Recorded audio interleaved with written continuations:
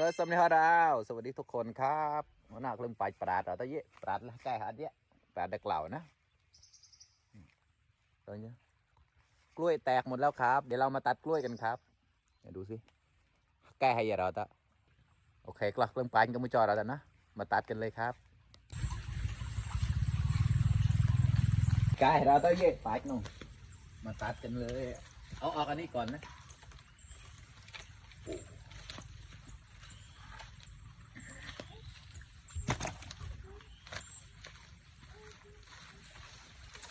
โอ้ยจะล้มไหมเนี่ยโตมให้แจ่ม